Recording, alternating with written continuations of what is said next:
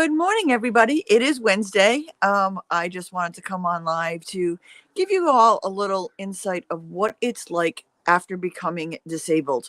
What people don't realize is I was a very active person. I was involved in everything, cheer coach, dancing, anything my kids did, I did. And my life changed in an instant. But what people don't realize is how inaccessible the world really is. It's not my disability that holds me back. It's the inaccessibility of everything around me. Like, I've been trapped in my house for 60 something days now. I've even lost track. I'm supposed to be leaving in 1 week from tomorrow to New York City to roll in New York Fashion Week, which is not looking like that's going to happen without help. But we have one wheelchair accessible taxi in this entire state. The ride program does not work for me because I am out of district. I am not 3/4 of a mile from any bus stop or anything. I am not alone in what I'm going through. But what is the problem is all the people who count on me and reach out to me and expect me to help, I can't help anymore.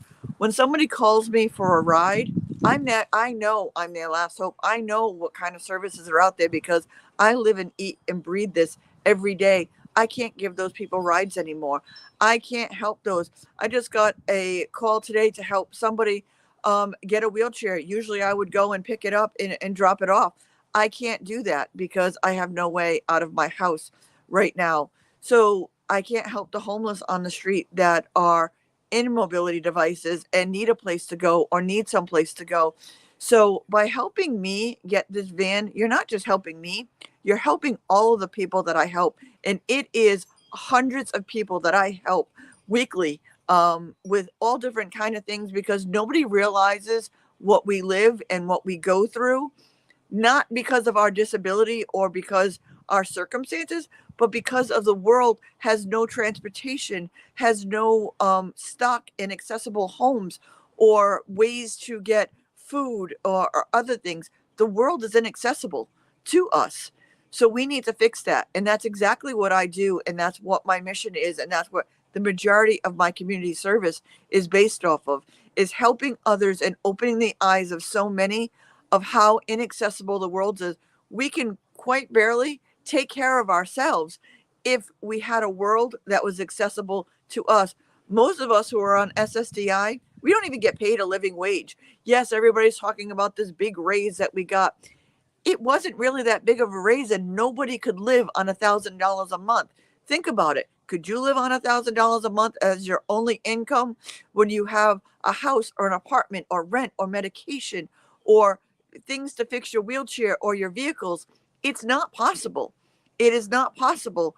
And if we try to go to work or whatever, they take away what little that we do get. Instead of benefiting us and adding to us, they take it away from us. So we try to do everything we can, and I work my butt off. I have been working and fielding phone calls and trying every option I possibly can to get this van. We are literally $5,000 away from me taking the van home, and then we're going to have another fundraiser in March to finish paying off the rest of the debt, so that way I can actually own the van. So here are two ways you can tell. You can take a chance on a 3-night, 4-day vacation to one of 5 locations in the US. They're only $10 a slot. Just Venmo me. Or in the next day or so, the Eventbright link is going to come up. We're having a comedy night at the Comedy Park Theater in Cranston, Rhode Island on March 24th.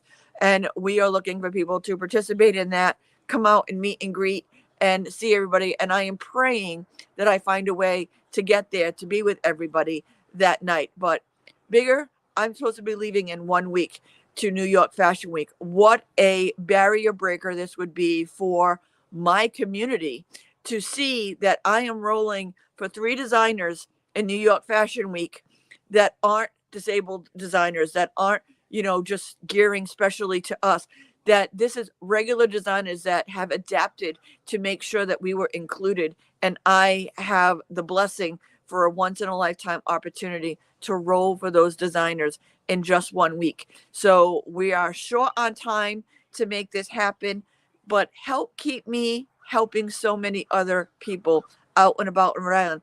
Learn and listen to what we have to go through, because you know what? I ended up in a wheelchair in 5 minutes. totally unexpected, totally unrelated.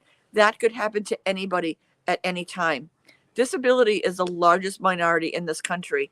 We do not discriminate across the board, and we are the only minority that anybody can join at any time and not by choice. We don't choose to live like this.